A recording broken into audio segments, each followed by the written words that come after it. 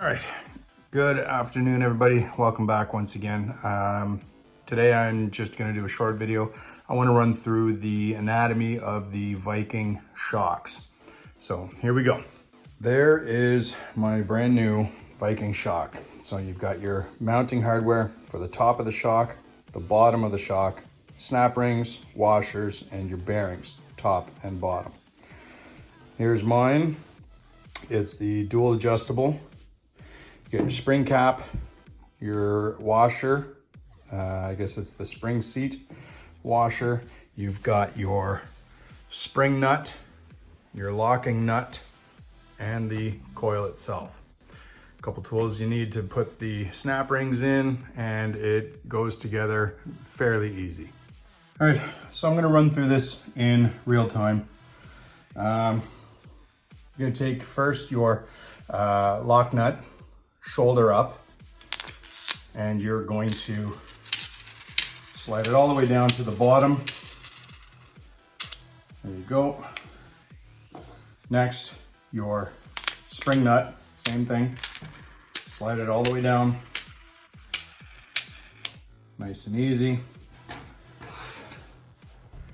The spring washer, this is going to go on next. This can get greased or anti-seize.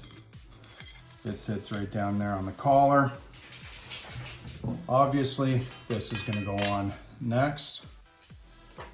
And you're going to separate that a little, pull that out. If it's hard, adjust this to the left. That'll allow it to easily spread. And then you're going to put your collar on, sits down, put it back in, and first part is assembled, nice and easy. There's your collar, fits over top and then snugly fits in. From there, the bottom mounting hardware, we are going to take the smaller snap rings and open them up. I'm going to seat that in its little shoulder right here.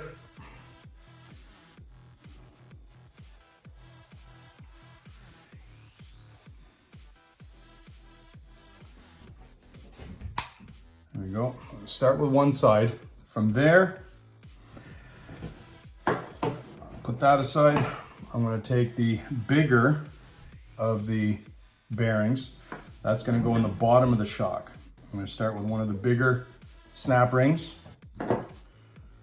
and we will mount that inside the shock. Make sure to seat it right.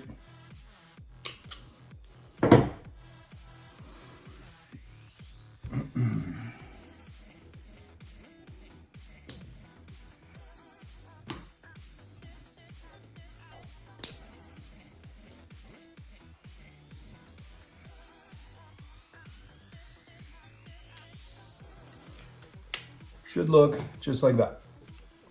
Then take the bigger washer. I'm going to put that in.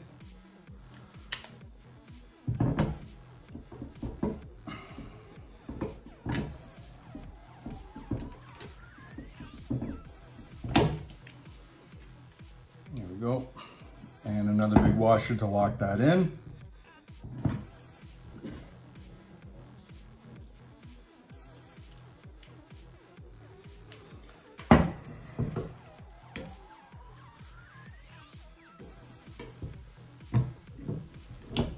Now, that's locked in place. This can now go through that. And then we're going to seat the other small one over top of that. And hopefully it doesn't go flying as well. All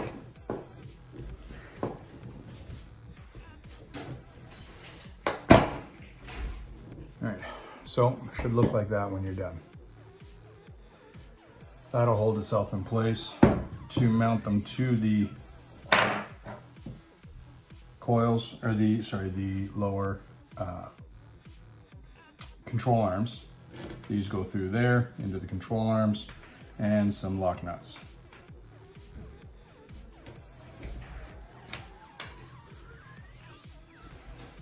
All right, so the top of the shock, the exact same thing. We're going to start with one of the larger snap rings, and we're going to mount them inside again.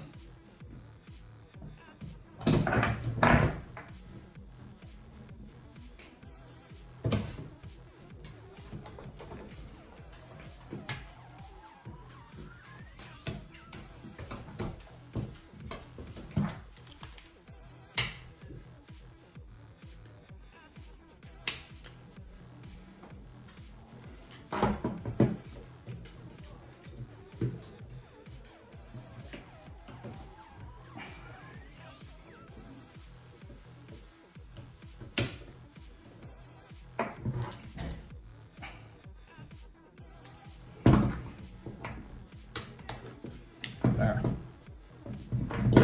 And then the smaller of the two washers. Not washer. Jesus. Bearings. Will slide down in there. If I can clear it. There we go. And lock that in.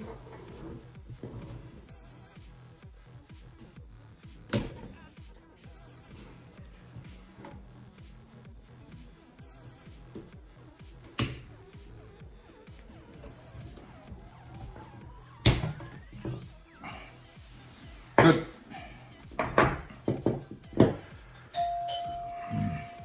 All right, last thing to do is the mounting hardware for the top.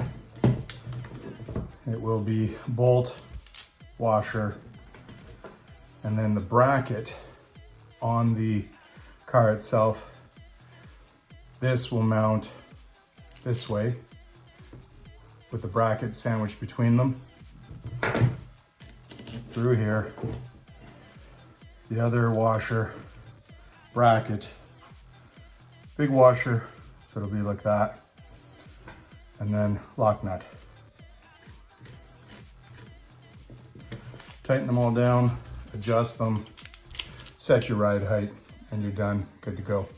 So while I was editing this, I remembered that while assembling the coil, I forgot to mention to lube up the shock.